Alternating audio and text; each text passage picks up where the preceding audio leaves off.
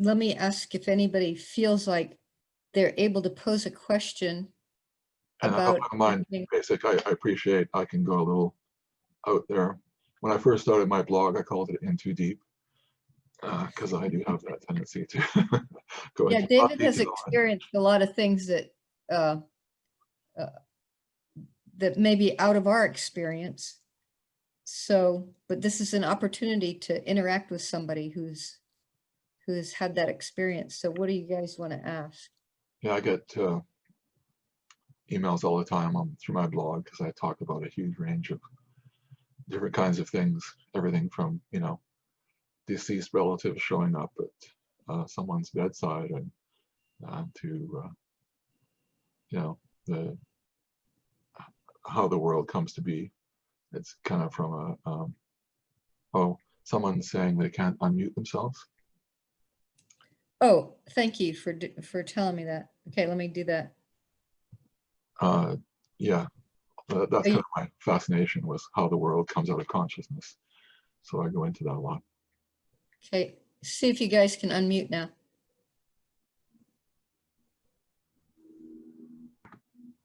I have a question, David. So the experience of witnessing, of sort of the separation of the, I guess I'm probably not describing this as well as you could, but sort of the separation of the self from the consciousness. How would you, on the spectrum of like a purely intellectual event of like just theorizing something in your head to a event that is as real and as physical as us sitting here talking to each other right now, where on that continuum would you place that experience of like that expansion of consciousness? It's as real. It's right on that other edge of being as real as we're talking right now. Now it's more abstract than a physical thing, but consciousness when we first experience it, can be this distant kind of thing. We can sort of like seeing it through the fog, but as it gets clear, it becomes very real, but also it becomes very intimate because it's who we are. You know, is intimate or as the most intimate thing. So yeah, a real solid sense of reality to it. But of course, there's degrees, because we can have, you know, a vague sense of not being this, but not really clear on what we are instead, or we can have a taste of being the witness, and then we fall back in the mind, and then the mind kind of like, oh, I don't know about that, and you know, doubting and so on, and there's just flavors of quality. Witnessing deep sleep is when it's really obvious, because there's that wakefulness when the body is asleep, and if we actually are clear enough, we try to move the body, it won't move because it's asleep. And you occasionally see stories of people who start to witness sleep and they can't move their body, and they kind of freak out about it because I can't move my body, but the body is asleep. they woke up during sleep and they didn't watch their body fall asleep. So it kind of makes them nervous. So there's kind of like variations of spiritual things that are essentially a spiritual experience where people don't recognize them as such. So there's a lot of nuances and flavors of this can show up. Lucid dreaming is somewhat related to witnessing dreams. Witnessing is kind of a stage deeper in a sense, but it's very similar to that kind of description where people are conscious during their dreams and remember them. Although personally, I kind of see dreams as kind of taking out the trash. It's kind of processing the day's experience, and it's kind of random noise, a lot of it. So I just kind of let it go by and don't pay a lot of attention to it. But some people, you know, that's one of the ways they tune into their intuition and that. So it varies. And one more that's sort of semi-related. Obviously, sort of the yogic sciences, and you are you have a master's degree, so you're very learned in this field. Have you found that the clarity of these experiences have increased in proportion to the depth that you've studied them, or? No, the studying them is valid, so there's some context for the experience. But the challenge is that when we've developed concepts about them, with things we haven't experienced. So for example, when I first woke up, I had these concepts about what it was supposed to be like. There was some sense it was going to be something special. And I was really surprised when it was just completely normal and ordinary. That's actually really typical. People are surprised by it. But it's a natural state for people. It hasn't been as normal or typical, rather, in recent years, but it's becoming much more common more recently, and especially in the last 10 years. But I had these concepts about what it's supposed to be like, and I basically had to throw all those concepts out and then settle into it and then bring them back again in a new context. And then I realized, well, what my teacher said was accurate, but how I had interpreted that was wrong. But still, there's this kind of thing, like in one of the old texts, a very famous sage says that it's important to desire unity. Unity is a further stage after awakening. But, you know, as I point out in my writing, you're not going to desire unity if you don't know it's there. And so, so there's some importance to being aware of this. Now, some teachers view that the concepts about these stages is going to be a barrier to living them, in the sense that I talked about already. And so they avoid talking about stages. But what that's done is created a scenario where some teachers teach that there are no further stages because their teacher didn't talk about them. And, you know, a lot of what's happened in the non-dual community, for example, is they've taken Vedanta, which is about oneness and totality, where everything is all one and inclusive, and they've applied that to the initial awakening. And they kind of say, well, there's this inner oneness, and I experience the world as illusory, so I can skip that, ignore that part. So it's oneness, and this is oneness, and this is Vedanta. But it's not actually actual Vedanta. It's inclusive of the world. It brings it all back in again, but now in the context of consciousness. So each stage brings its own basically sense of reality and sense of the world, as I mentioned, and sense of self. So there's kind of two old sayings from the teachers from the tradition is knowledge is different in different states of consciousness, and knowledge is structured in consciousness. And so when you're reading spiritual works, it's having a sense of the stages gives you an idea of where they're speaking from or to. Because if we think that it's all the same, then when somebody's speaking about one stage and we're trying to interpret it through this other stage or understanding, then they kind of get mushed together.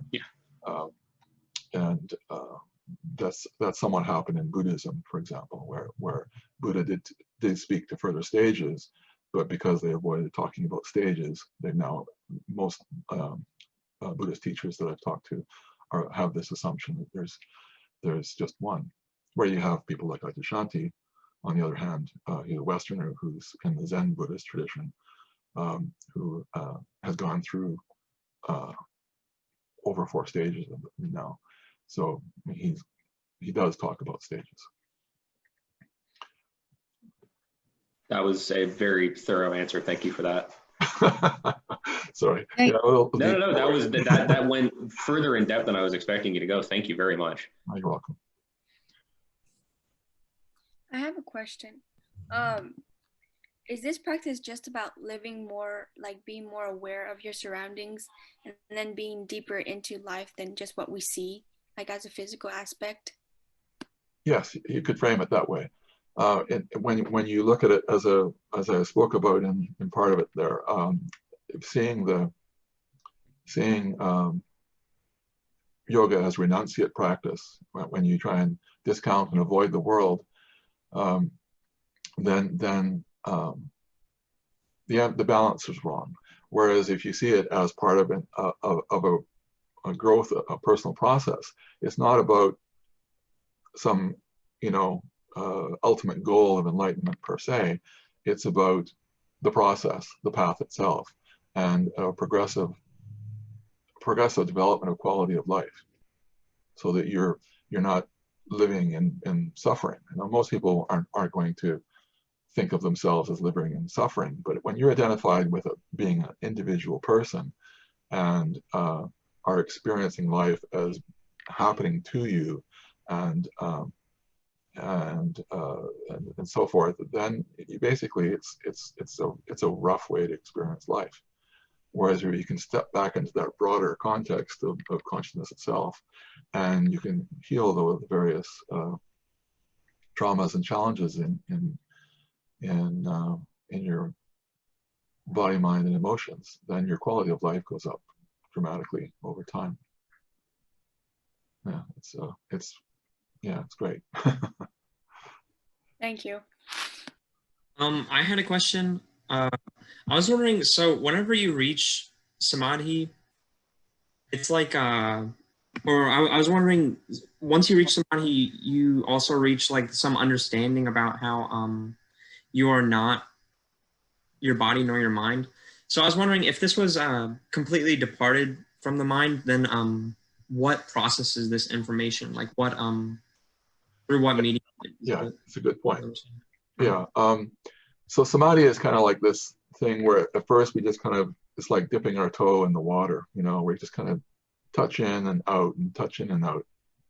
And then over time, we're able to go in more deeply and fully. And then we're able to go in. But oftentimes at first, we don't even notice we were until afterwards when we come out.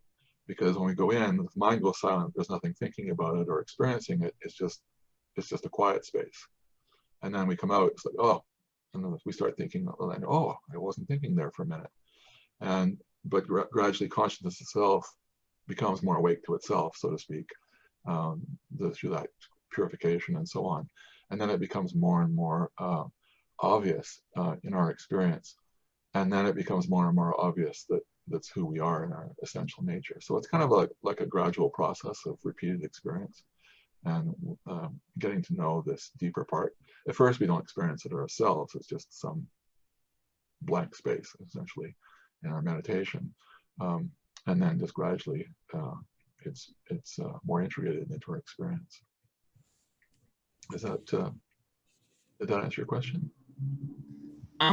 Yeah, sort of. Also, I was wondering, basically, the way I thought of it for a long time is I always had like mind almost synonymous with brain. And I was wondering, could samadhi also be have activity in the brain, or would that be considered like also having the mind active? Well, the mind has a certain pattern it displays during samadhi in the EEG. Like it becomes more coherent, and like I mentioned before, the brain starts working simultaneously. The brainwaves become much finer,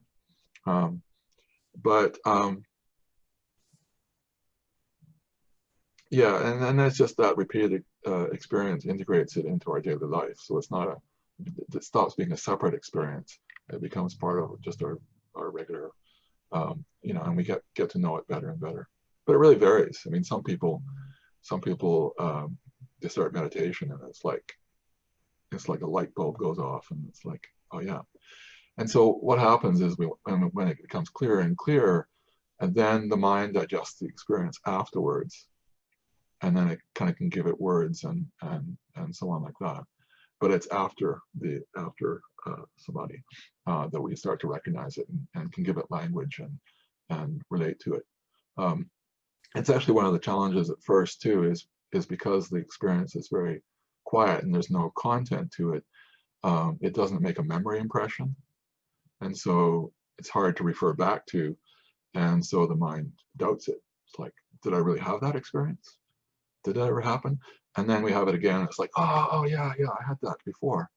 And even, you know, there are times when, you know, we can listen to beautiful music or you know, see a beautiful sunset or something like that, where we can fall back and have experience of samadhi.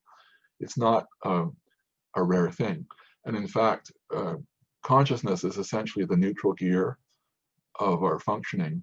And each time we shift from waking to sleeping to dreaming to sleep and then waking up in the morning, we actually drop into consciousness for a moment. So we actually transcend multiple times every day. But what meditation practice does is help culture that, so it becomes part of our daily life. Mind is actually a field. We experience it kind of, we think of mind as being here in the head, because that's where there's a concentration of senses.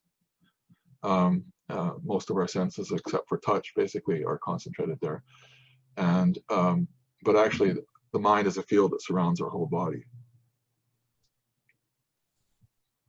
And there's kind of like these layers. We have an emotional or energy body that surrounds the physical body.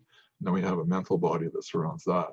And then there's another one beyond that essentially is the intellect or intuition and so on. They call those the koshas in the Vedic tradition, which basically means sheath.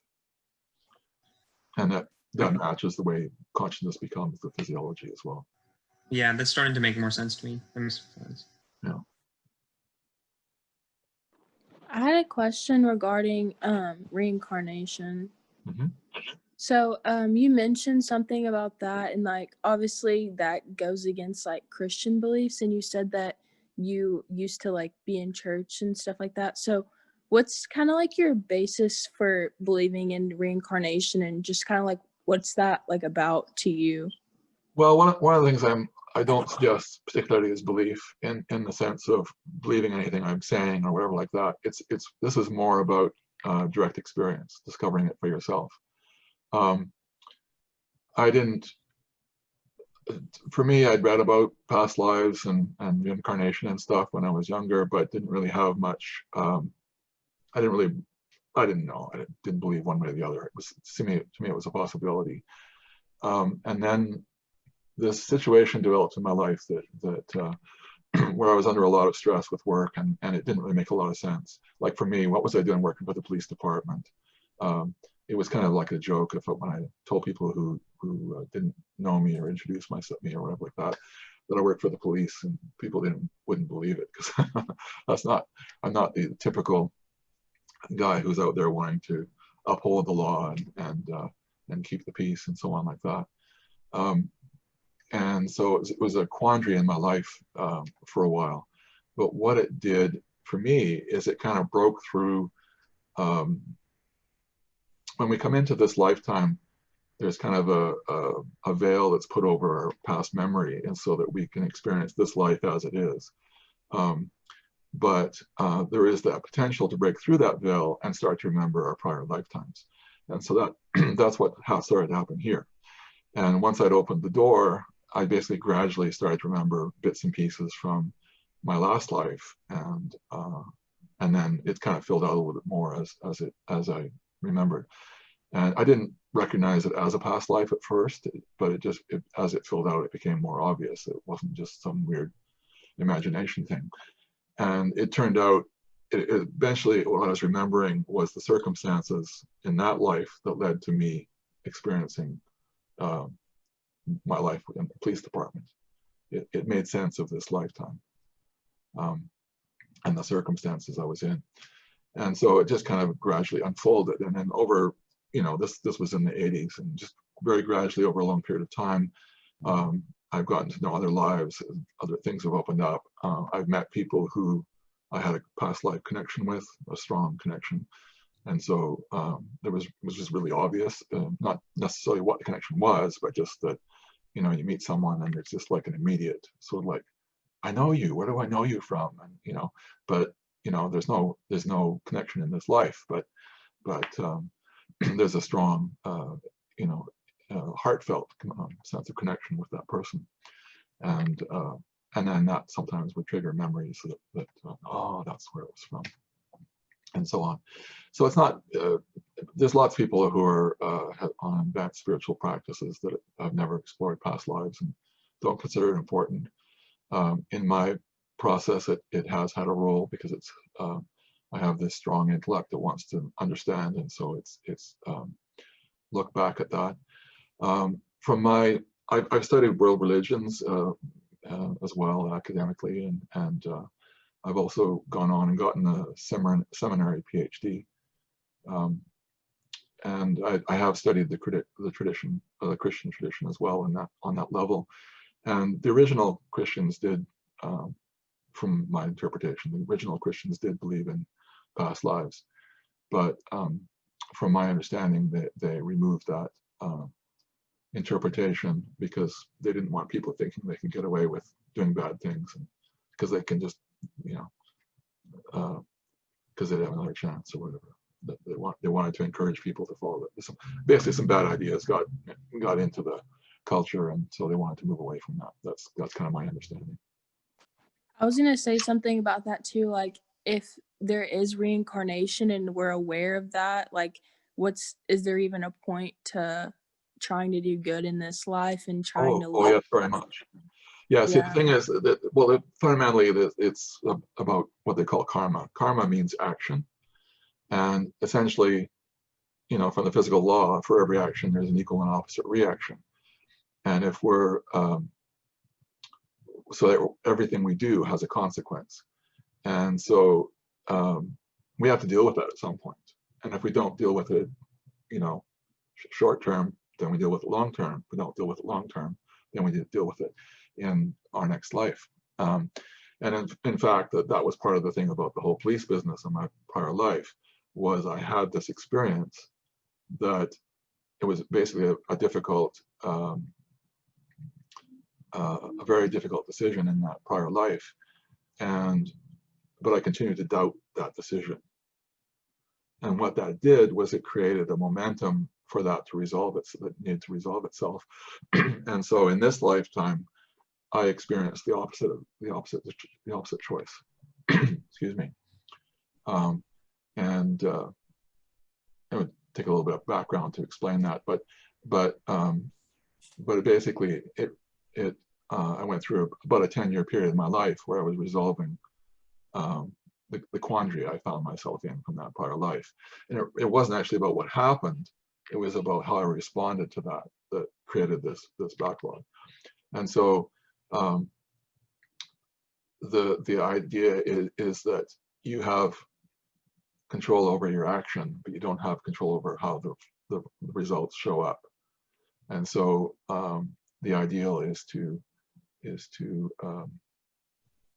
focus on doing the best you can. I mean, we all make mistakes and mess up, but doing the best we can, and to be working things out, and healing and supporting others, our loved ones, and so on. And through that, we work through our debts, you could say. Yeah, the Christian idea of sin is kind of is related, but it's kind of, it makes it a little bit black and white.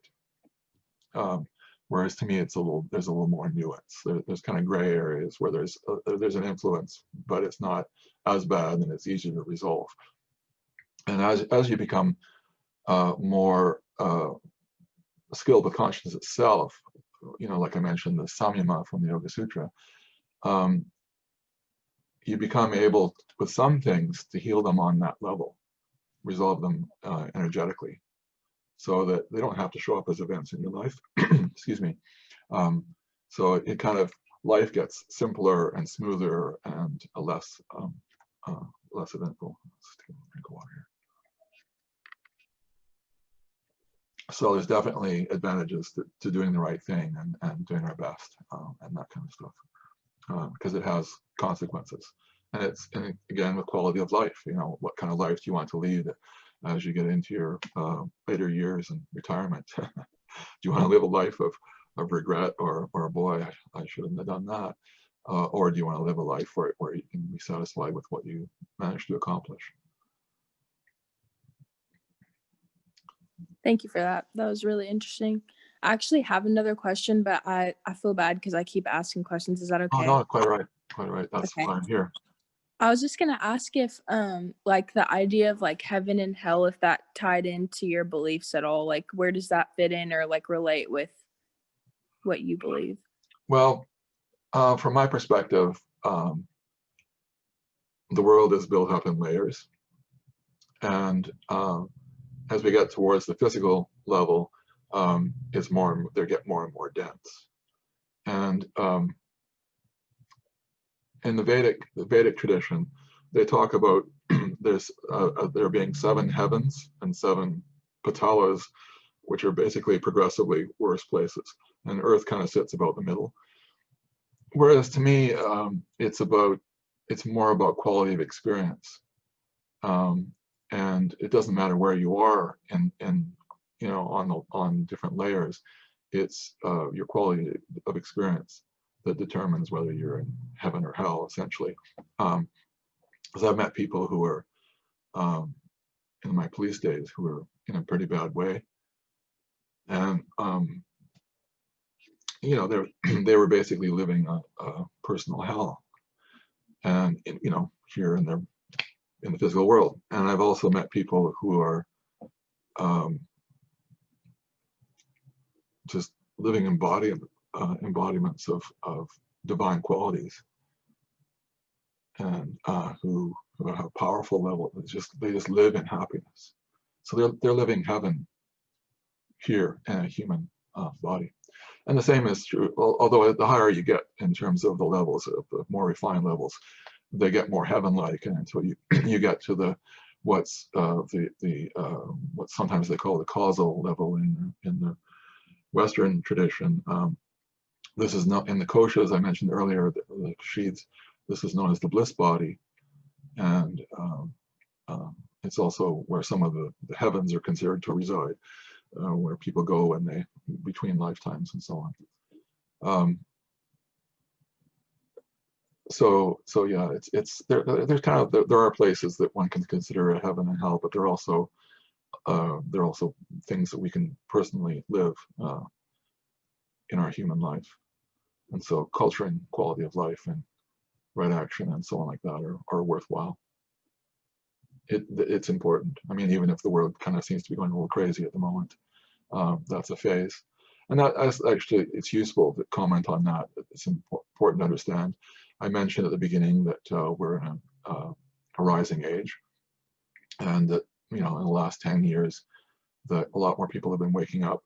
There's kind of the collective consciousness is rising, but just as we have things to purify on a personal level, there's stuff in the collective that's needs to be healed.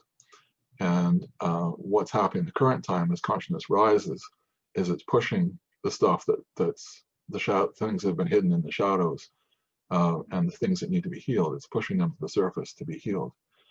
But most people don't recognize that that's what's taking place, and they're fighting it and making a drama and so on like that.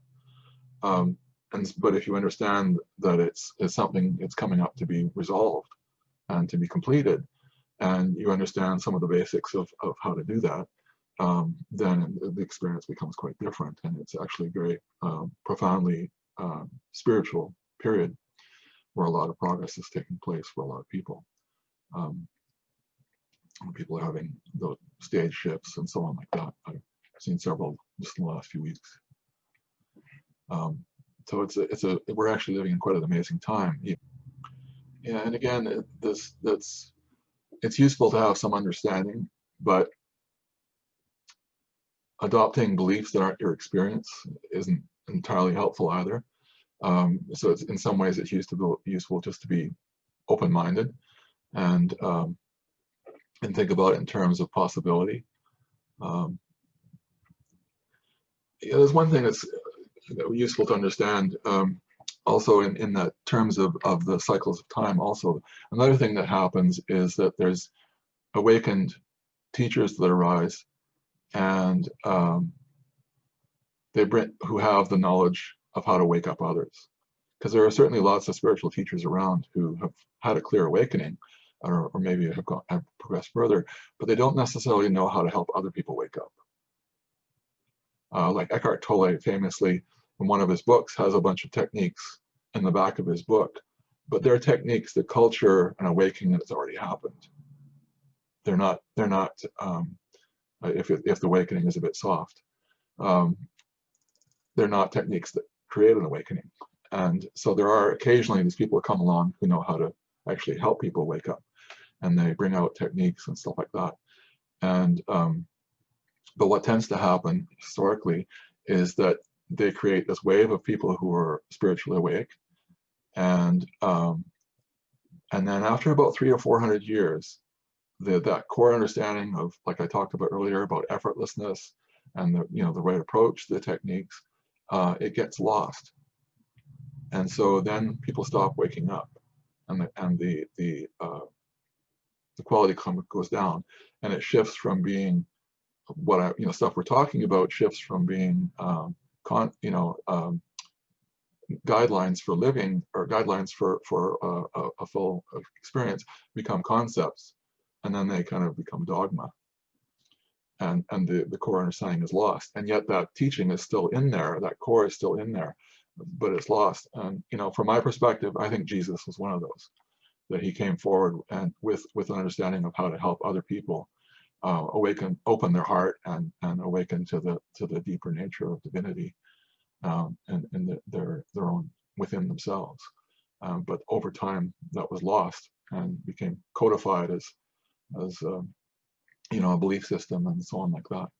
So there's beautiful value in there, but with the right technique, you can actually learn to live this stuff rather than just take it on the level of belief.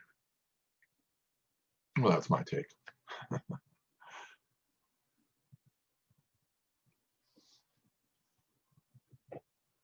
And it's beautiful too that people your age are interested in this stuff. It's I mean, I certainly was as well, but if all the people in my age group go along and they die off, then the understanding will go with us too. So it's beautiful that you have to pass the torch.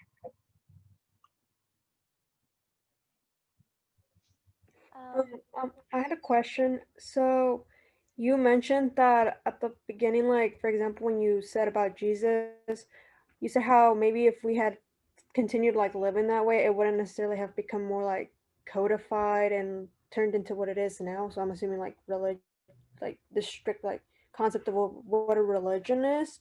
So do you think if that hadn't been done, perhaps more people would be in like that awakened state now? Well, yes, in a theoretical way, but there is that broader cycle of consciousness, and Jesus came at a time when we were approaching the trough of the cycles, the darkest time. Essentially, the trough of the Dark Age in about 500 AD it was the trough of the Dark Age, when consciousness was at its lowest, and so he, apparently came to help people through that process, and with that more difficult time. So it would have been very, very difficult for that to have been sustained, for his teaching to have been sustained clearly through that dark. But it's true of everything. I mean, I have this degree in Vedic science, but here I am, telling you what's wrong with the standard interpretation of one of the core texts. Because it's true of just about everything. And I mentioned about Buddhism earlier, and how that's lost its understanding of stages, and it happens the world over. That's just part of the process of being human, and those very, very simple. It's just funny because the way into source, into divine, is very, very, it's the ultimate in simplicity and awakening too. It's like one of the things that happens when people wake up sometimes, especially people like me who've been studying for a long time, like, how didn't I get that much sooner? It's so simple. but it's something that has to be recognized directly, and it's so easy for that simplicity to be lost when there's strong minds who are thinking they can make it better, or improve on it, or and that just messes it up.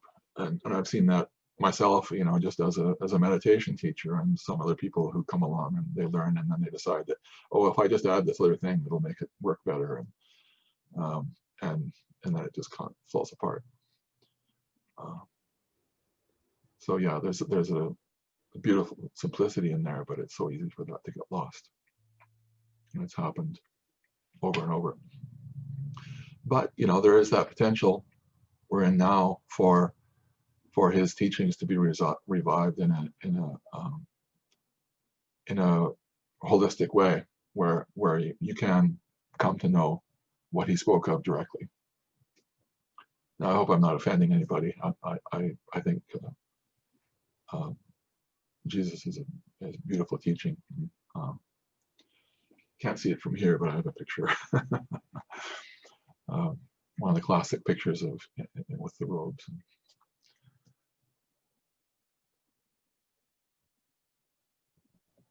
Can I say something very quickly? Yes. Yes.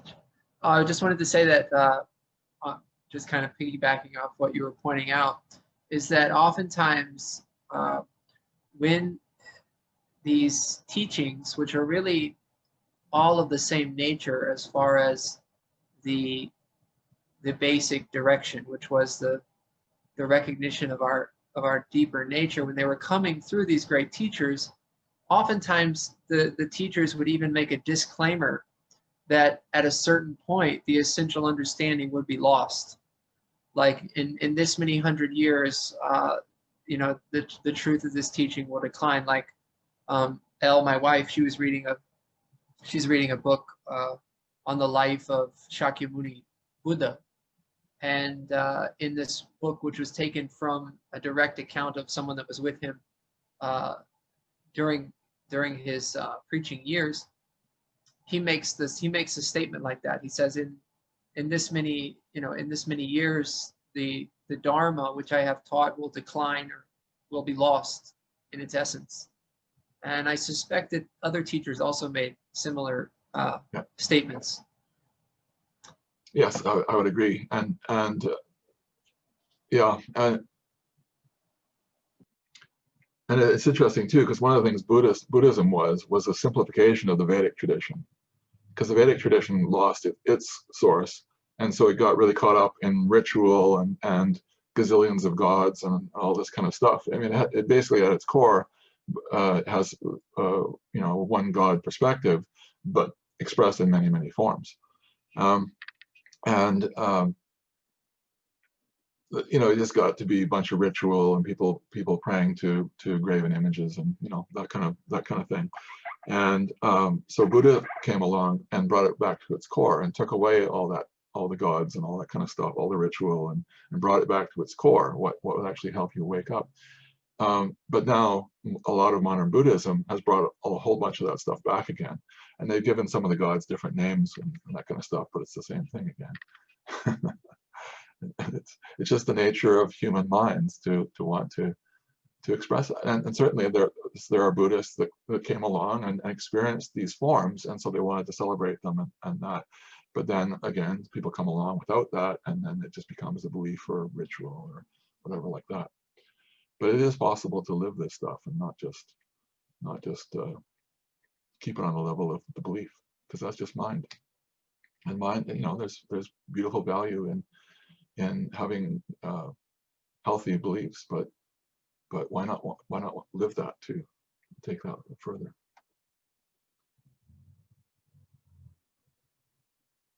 Thank you for answering my question.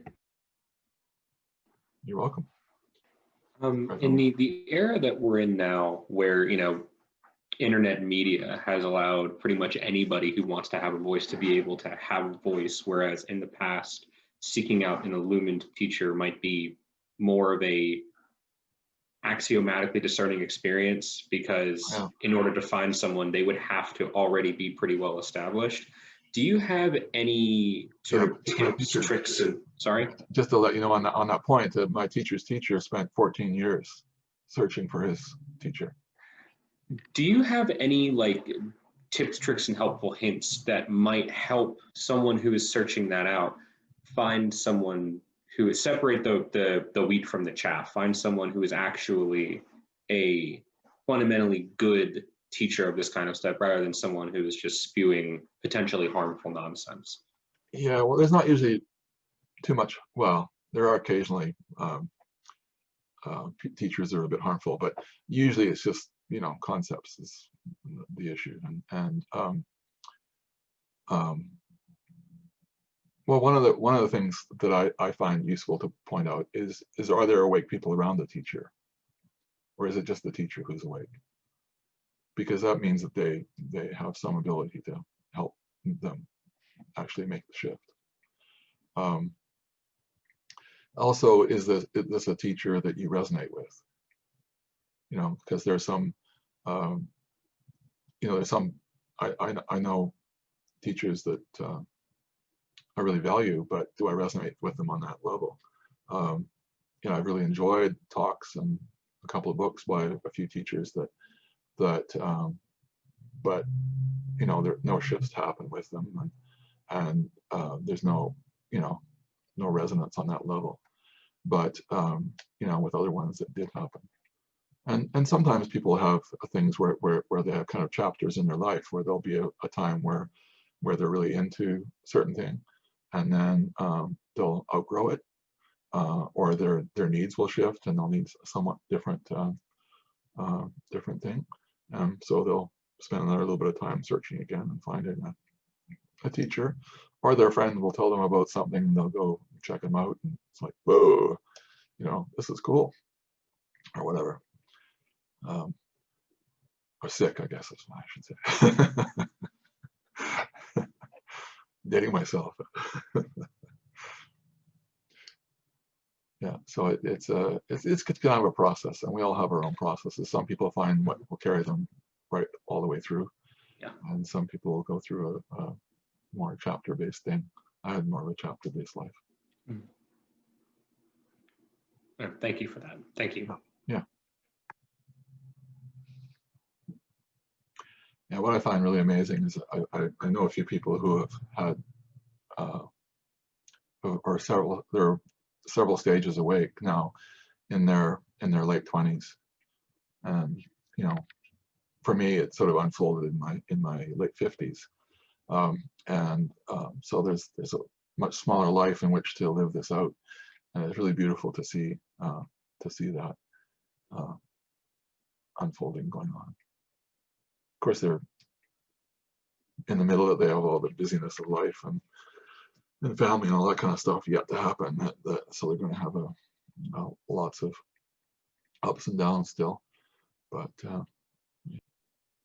so you mentioned that when finding a teacher, whenever like you wouldn't necessarily like resonate with them, like it would, like there'd also be you would know, like, because you know shifts would occur with them, right?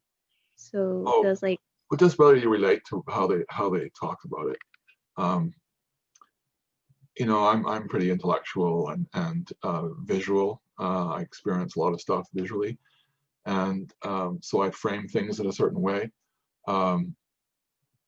Andrew has also has a strong intellect, but also has a more devotional emphasis.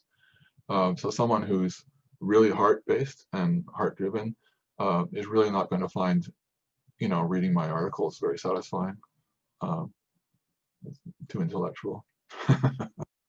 But other people who are, you know, into consciousness and all the details, then, you know, they really enjoy that, and that can be valuable.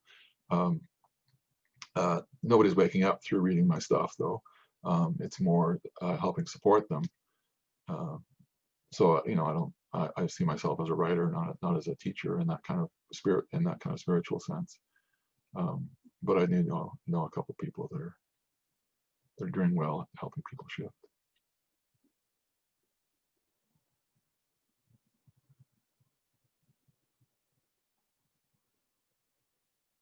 Yeah, it's kind of an exploration thing. You know, there's an old saying that when the student is ready, the teacher will appear. And that can be really frustrating sometimes when you're looking and not finding. But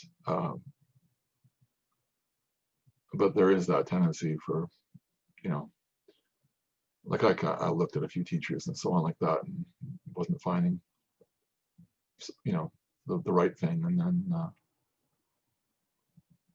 when my teacher came along, actually I had known him in the 70s before I was awake, a bit.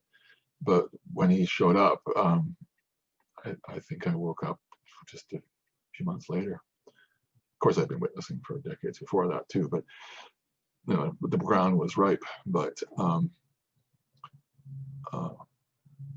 yeah, he showed up when the time came, basically, when we connected. When the time came.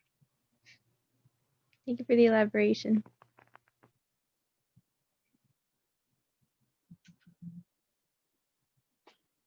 And there's much to be learned just from the broader spiritual community.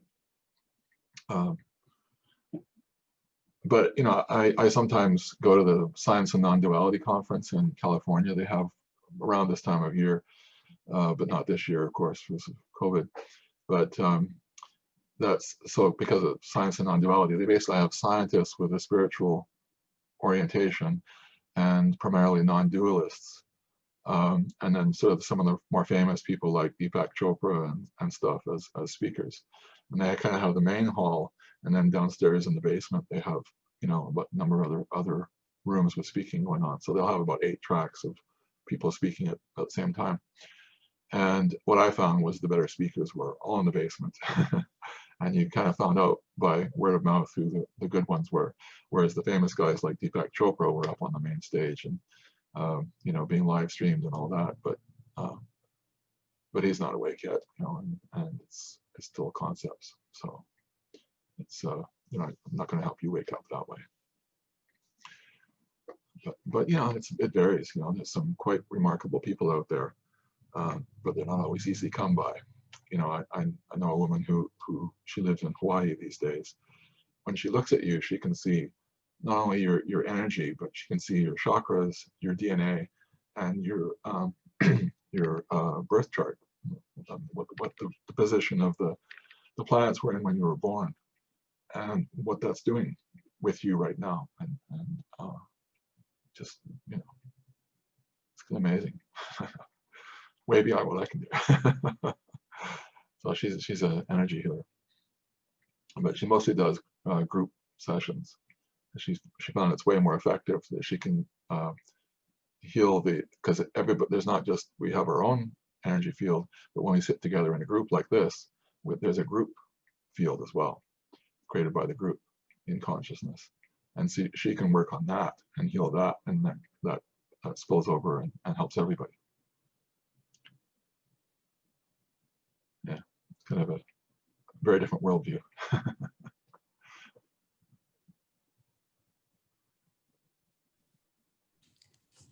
David, I'm just so grateful for your time with us, and I know the students are too. Guys, lots of great questions. Thank you for being so open-hearted, and I know it's a reflection of David's attitude, which is really low-key and open and matter-of-fact, and thanks for being so down to earth. Oh, thanks. You've obviously had very deep experiences that have come a long way, and but we still feel like, wow, you're very approachable, just like we felt with Andrew. So thank you, and I'll continue to tell the students about your whereabouts, you and Andrew's whereabouts, and how they can keep in contact with you if they have any questions or anything like that.